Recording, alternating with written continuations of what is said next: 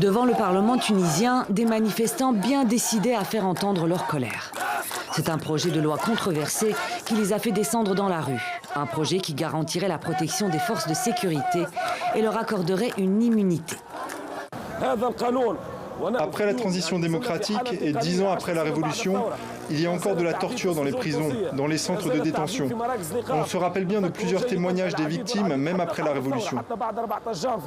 Cette loi avait déjà été proposée en 2015 et transmise au Parlement peu après l'attaque djihadiste contre le musée du Bardo à Tunis.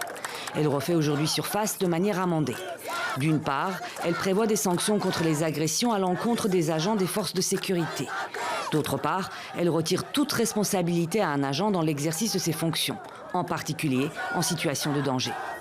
Avec cette loi, les ONG tunisiennes, mais aussi Amnesty International, craignent des dérives autoritaires. Ces manifestants n'ont pas une grande idée et assez d'informations afin de comprendre la composition et l'utilité de cette loi. Ils manifestent suite à la première version de la loi de 2013 qui a été mise en discussion en 2015. Il y a tout un texte qui a été intégré pour défendre et protéger les droits fondamentaux de la liberté d'expression des citoyens.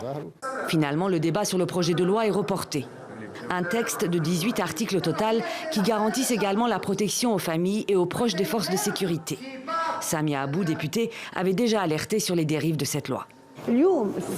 Aujourd'hui, l'application de cette loi nécessite une juridiction nationale, des institutions sécuritaires indépendantes et de la transparence.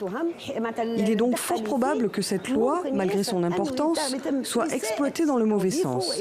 Cela aurait bien évidemment des conséquences néfastes.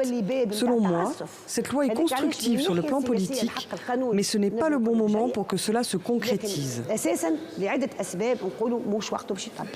Dans un communiqué commun, 23 ONG tunisiennes et internationales ont appelé les parlementaires à rejeter ce projet et condamner la tentative d'adopter ce texte quelques mois avant le 10e anniversaire de la Révolution.